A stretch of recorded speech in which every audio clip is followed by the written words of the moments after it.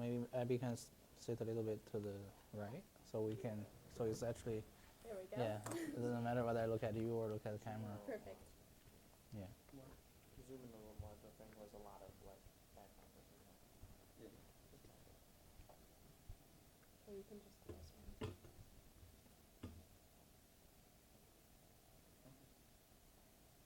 You good? Okay, if you would like to introduce yourself, name and professor Director of. Okay. My name is Kai Zhang.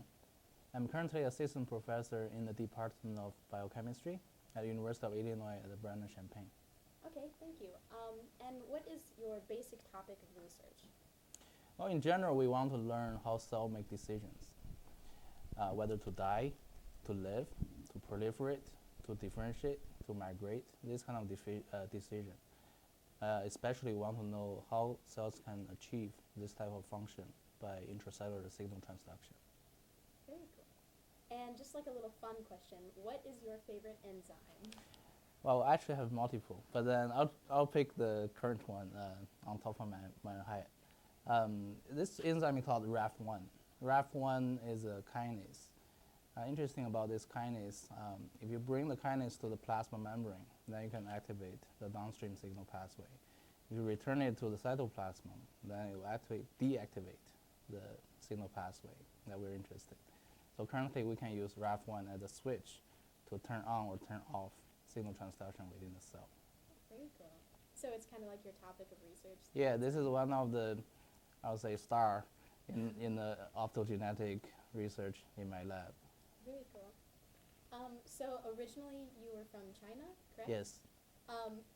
Coming from China to the U.S., were there any big cultural transitions that you had to go through? Well, back then, this is actually 14 years ago Okay. when I got to UC Berkeley as my graduate school. Culture-wise, I would say I have two different type of culture difference. One is in life. It's more like a culture expansion, actually. When I stayed in the international house, so my roommate is from Germany, Oh, wow. and we have lunch with people from Italy, Korea, Japan. It's more like a mix, and then people like to talk to each other, and it's actually funny to hear jokes from different countries. So, life-wise, that's really a happy culture shock. Research-wise or work-wise, I actually don't see too much culture difference, because before I was here, before I was moved to the state, I stayed in the state laboratory to do my research as an undergraduate. And I can see I'm among a group of science lovers.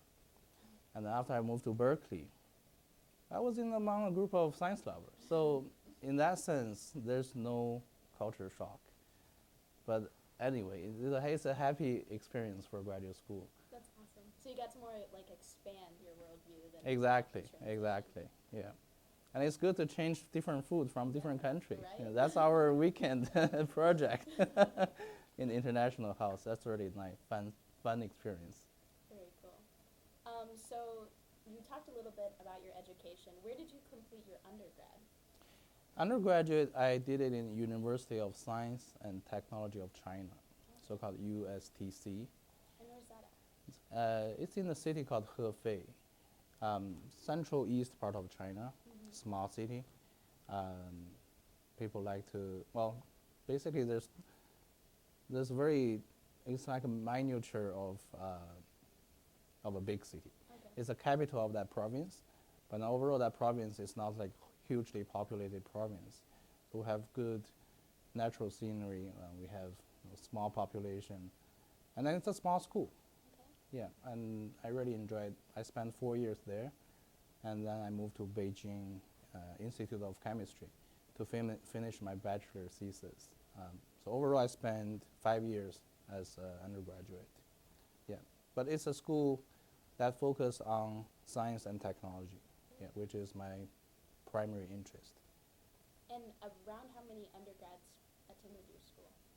So in USTC, we have roughly about 1,000 undergraduate per year for all the department.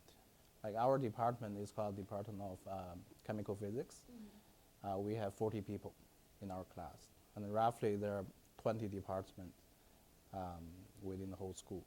So roughly 1,000 people every year, but that's considered a really small Wow, school. yeah. Especially compared to here. Yeah, yeah.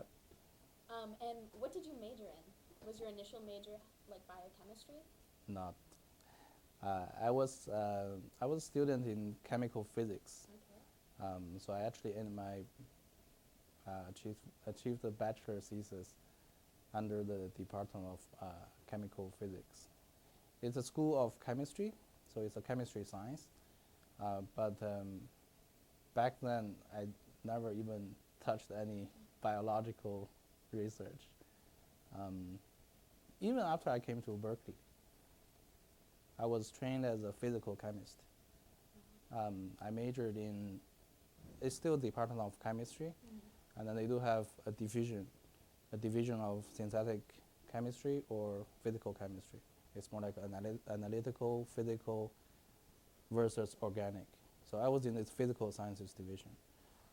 So in UC Berkeley, I was trained as a, I would say, physical chemist and biophysicist.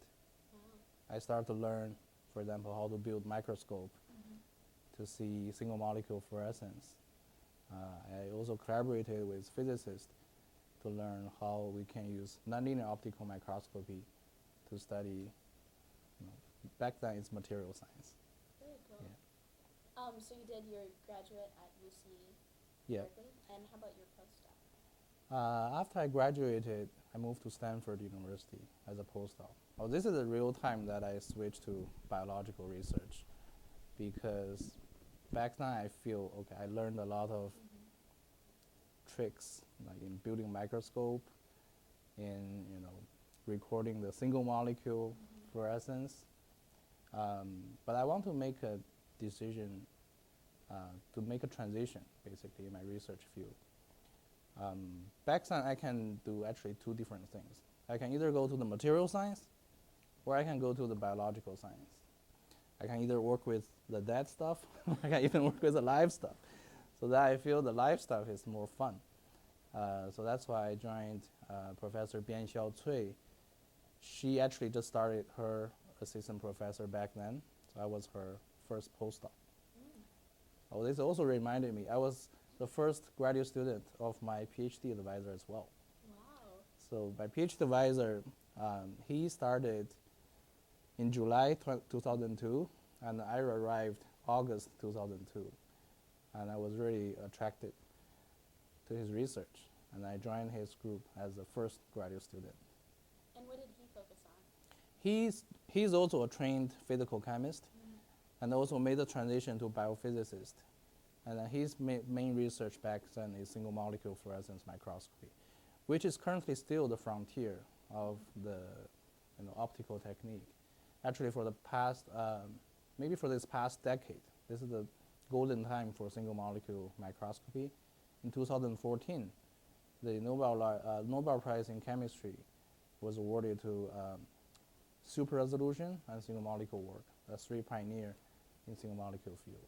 So it's emerging as a really big Yeah, aim for research. yes. So it's basically provide a new tool to study not only the ensemble average, the mean value of certain, say, biological property, but also provide a distribution, and sometimes can capture the rare events in biological process. Yeah, actually, I brought over that technique, and currently in my lab, we have part of the research project using single molecule fluorescence microscopy. And so you were inspired by your advisor, the first one that you went to in the postdoc. Were there any other specific inspirations that led you to the more biological side? Biological science. I would say this happens mostly on the maybe fourth or fifth year of my graduate school. Well, sadly, there are I would say two events. One is I lost my dad when I was in graduate school. This is around 2005. I was my third year, and he died of cancer. And then the second event, very accidentally, I would say, during the later stage of my graduate research, we were developing this nonlinear optical microscopy, and we happened to have a collaboration from people working in the hospital. And that's the first time I put a skin tissue from a patient with skin cancer. And I found my microscopy can actually resolve cancer cell without labeling. So this is a big deal because in hospital, for example, if you want to get test for the skin cancer, most of the time you need to get a biopsy, meaning physically you have to cut a piece of tissue from your body. And then back then our idea is maybe we can use light to create an optical biopsy. So rather than using physically cut tissue, hopefully we can just shine the light and then tell the doctor, does this patient have cancer or not? So this is a big inspiration. Back then, because rooted in physical sciences, I was curious how this technique can be used to study some real-world problem, right? For the cancer diagnosis, that's a big problem. And if I can save a piece of tissue from the patient, I think that's a great deal. So that's also a very important reason why I want to make decision to go to the biological sciences. And I think I made the right decision. I think you're right. That's cool how you connected your more physical paths to your new biological interests. Yeah. And what made you think then of biochemistry specifically? Oh, biochemistry also is amazing, especially since I'm interested in signal transduction within the cell. A signal transduction is all about interactions between proteins, DNAs, RNAs, how these molecules are getting together. And biochemistry is a technique, well, not technique, it's a field of study that study this interaction at the molecular level with a quantitative manner. This is very critical in understanding signaling mechanism, in understanding how cell make decisions. That's why I choose biochemistry. Very cool. So then, after your education and your new interest in biology, how did you choose U of I for research? Or were there any institutions prior to U of I that you worked on the signal transduction? Well, U of I is my first. Oh. I like U of I for several reasons. First is the vision of the faculty here. I mean, when I was interviewing here, I talked to different faculty. I can see they're open-minded. They want to, at least they're open to new technology. And I feel that's important because this will set up the whole culture of the research. Second is the whole campus. The research environment is very collaborative. And also we have very famous research program and center. Beckman Institute, Yeah. IGB, neuroscience program, engineering, biophysics. These programs, these are, I would say, it's a valuable asset for doing research. That's why I chose U of I. So in regards to your research, could you, in layman's terms, kind of explain the basics of your research? You kind of already hit on it a little. I hit on it a little bit. So currently, well, in layman's language, the basis of the research is we can see how molecular interaction happens within the cell by live cell imaging, by light. And also we can control how this interaction happen by using new tools, such as optogenetic tools. So these are the, I would say, the scientific basis of how our research can be even proposed and carried out. Because we have a way to not only observe, but also control the signaling events within the cell. And how does the optogenetic imaging technique work? That's a very good question. Optogenetics, this is a very new technique. It started from Stanford University about 10 years ago, actually 2005. This is a very young technique. And optogenetics, the essence of this technique is to combine the power of light with the power of genetics. The idea is you can use light to control the molecular events by either changing the protein conformation and then use this conformational change to direct what you want the cell to do. So this is the basis. It's basically an integration of two type of technique. Opto is light, and genetics is genetics. But then the good thing about this, we have a very powerful or more established, I would say, assays in doing genetics. But now you put on light, the most or the significant feature of light is we can control the time and location of the light with a very high precision. For example, light can be focused to hundreds of nanometers. This is much smaller than the cell, the size of the cell.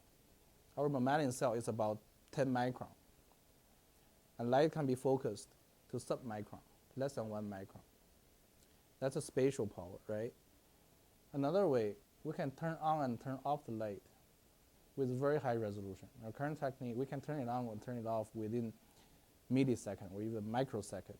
Of course, depending on the pathway that you want to study, you probably don't need a high resolution in time.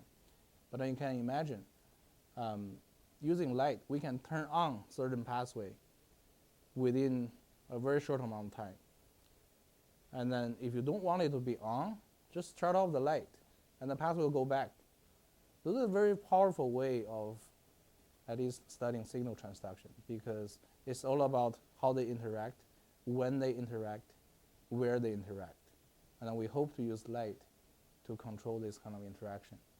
The idea is if we can control the interaction of, for example, protein A and protein B, say under normal conditions, they don't interact. But then if we force them to interact by putting them together, what can cell respond? In this way, we not only observe, but we also control. In the sense, we're building how cell will make, building the process of how cell make the decision. Of course, by mix and match, you probably will figure out, okay, what are the two important components in directing the cell to certain fate or function. So this is the basis of optogenetics. Very cool. And so are there any specific goals in mind or benefits that you feel could come from your research? So our research theme has two parts. First, as I described, optogenetics. This is a new technique, and we try to improve this technique. So we want to make new tools, and we hope our tools can benefit the rest of the scientific community. So we can provide new tools for you. And then second, at the same time, we want to use this tool to gain new insight into how cells make decisions. So these are the two aspects of the research. First, we make the tool, and second, we use the tool. And hopefully we can get better understanding of how cell works. What aspect of your research are you most proud of? I would say I have multiple moments. Yeah, please share. For example, the first single molecule image that I got it from the microscope that I built myself. That's a moment of truth. Basically, that's a moment of truth. Oh, can I see the signal from one molecule? That moment, I was really proud. Then second, after I made the decision of changing from physical sciences to biological sciences, the project I need to do is to study neuron biology, basically. We actually need to learn how to kill the rat and then dissect the cell. And the first time I see a neuron cell, a cultured neuron cell from rat, I feel, wow, we can actually watch the live neuron cell. We can even watch how the growth factor move within the cell. That's a moment of truth. And then very shortly after that, we start to collaborate with, for example, physicians, clinical people. We start to see, oh, actually in disease state, for example, Alzheimer's disease, this axonal transport of growth factor actually slow down. That is a moment of truth. And then similarly, or also by the end of my postdoc, I developed this optogenetic technique. There are actually multiple types of optogenetic technique. And then this type that I was developing is to use light to control, again, my favorite RAF1 enzyme, control the activity of RAF1. And the RAF1 enzyme, normally, if activated by nerve growth factor, it will induce neuronal differentiation. And then we use light, trying to replace effect of nerve growth factor. We try to see if the cell actually responds to light instead of just responding to growth factor. And we found we shine a light for, say, 24 hours, cell will differentiate. Cell will actually look at light as a kind of stimulant or even like a nutrient for it to change the shape. And that's the most, I'll say, that's also one of the proud moments that I had for my research. And again, I really want to encourage my current graduate students and undergraduate students working in my lab to find their own moment of truth. And I think we're on the way. And how long have you been doing this research? More than 10 years. Starting from graduate school, this is back in 2002, so 14 years. Very cool. And do you teach any courses here at the university? Yes, I'm teaching an undergraduate graduate course. It's MCB 446. It's also called Chem 472. The course is called Physical Biochemistry 2. In the course, we try to bring the technique and biology question together. So this is also a theme that I want to put in my course, because as you know, technology advances very fast. We try to catch up. But at the same time, we want to know what technique can solve what type of question. How can you use different technique to answer the same question? How can you get new insight by using different approaches? So these are the themes I want to bring in my class. Welcome to join my class. Yeah, this is a course, say most of my audience, the students are either junior or senior or the first year graduate student. So it's a mixture. It's a course offered every spring semester. So yeah, check out. So maybe in a couple of years. Yeah. For an MCB 150. All right. Are there any other research areas that you've been interested in that you haven't gotten the chance to research yet? Yes, actually a lot. But then I'll just focus on one or two. At least currently, this very powerful genome editing technique is transformed the biomedical research. And I think very likely in the near future we can combine the power of optogenetics and genome editing. At the same time, okay, after you edit the genome, then what? Then high throughput sequencing. We want to know what changed, for example, what changed in the cell in terms of transcription. That will be like RNA sequencing technique. Actually, our faculty in our department whose research is to focus on using RNA-seq to see the development of organelles. And I feel RNA-seq, just like optogenetics, is a very useful tool in understanding how cell, organelle, higher level biological system, understand how they work. So these are the technique, or these are the aspects of the research I try to incorporate in my future research as well. Are there any specific diseases that could specifically help? So in the disease level, a lot of times the transport or communication between signaling molecule and the cell body, for example, will be damaged. For example, Alzheimer's disease. This is a typical disease, so-called neuron degenerative disease, that people believe it's because of a miscommunication between the signaling molecule and the cell body. So the cell body doesn't know this neuron should survive. So as a result, for example, patient in Alzheimer's disease, you actually see a shrinked brain, because physically those neuron cells, they died. And there are other diseases as well. There are actually a series of different diseases which result from the defect in axonal transport. So this is a type of I would say a pool of disease state we want to study by looking at how axonal transport happens within the neuron. I didn't introduce too much about this neurological research. I just focused on the optogenetics, but at the same time, by combining single molecule microscopy and also neuron biology, we have a way of tracking the transport or the movement of individual cargoes within the neuron. And as I said, a lot of disease, they have a defective axonal transport. So we can actually use transport as a criteria or as a standard to gauge whether the cell is healthy or not. Because it turned out axonal transport is a very, very sensitive marker for the cell healthiness. So we try to gain more insight on that aspect too. Very cool. So your lab work is extremely interesting. So if we were some applicants, what do you look for? If you want to do research, I would say the first feature I want in my students or colleague is curiosity. I want you guys to be curious. To curious in learning new things.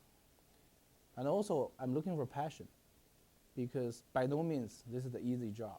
This is probably the most challenging job, because very likely there's no protocol written for you. You are the person who actually make that protocol. You make it work. So that's why I also want perseverance from researchers. You are not afraid of failure, because we just cannot avoid failure. But I want everybody to learn from the failure, from the mistake. That's okay. And then one last point I always keep reminding my students, is this property called awareness. I mean, I don't really hear many people talking about this, I would say, personality. Awareness. By awareness, I mean, you actually have to have a very careful eye, noticing the changes or the difference. You have to actually notice why this thing is this way, why it's not that way. You actually need to notice why things happen that way. And then by observing this little tiny difference, you might actually discover something big. And in our everyday life, there are I would say, a variety of examples showing how a little thing can make a big difference. So that's why I feel awareness should be what the researcher is also, this should be a very good personality to have. Be willing to change. Because after you notice this difference, I want a willingness, a strong willingness to change it if you notice something is not correct or if something is wrong. So this question kind of goes hand in hand for what you just answered, but do you have any advice to future UIUC, MCB, or chemistry students? For undergraduate, for example? Yeah. I would say my advice is to keep an open mind and then try new things. And bottom line, I would say take the full advantage, or take the full responsibility for your own life. I think that's the most, I don't really want to call it advice, because for all my students, I consider them as my colleague. So my bottom line comments is you are responsible for your future life, including your family, your career, your life. So you decide what you want to achieve in graduate school or in undergraduate school. And I think if you find a clear goal of your own life, then you don't really need anybody to tell you what to do. You will find out what you want to do. That's my advice. Was there any really inspiring pieces of advice that you were given? It's also by the end of my graduate school. To be honest, I was a little frustrated before the graduation day. Because I spent a lot of time, say, building the microscope, using it. We published papers. But at one sense, at one point of, I would say, a certain moment, when I think back, I was thinking, okay, who can read my publication? My mom can't, and she's not a scientist. So how can I contribute to our society? I mean, this is actually a long-term question that kind of troubles me almost. So I had a deep conversation with my PhD advisor, and then I think I got the answer. Well, basically, in short, the answer is education. Because I was asking him, what's the difference do we make to the world, for example, compared to a farmer? A farmer can harvest crops and then feed people. Working in the car factory, well, they produce car, so people can drive the car, have an easier, better life. What's the contribution that we make? I think the answer, in short, is education.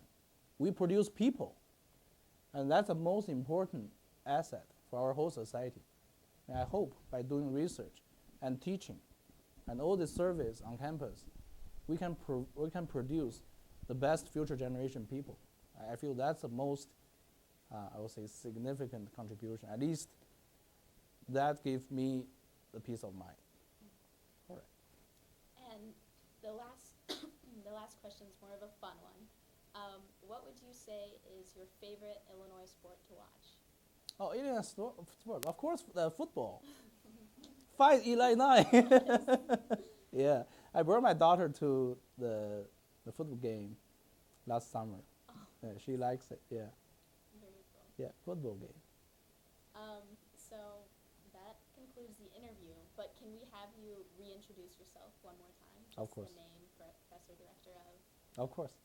My name is Kai Zhang, and I currently am an assistant professor in the Department of Biochemistry at the University of Illinois at Urbana-Champaign.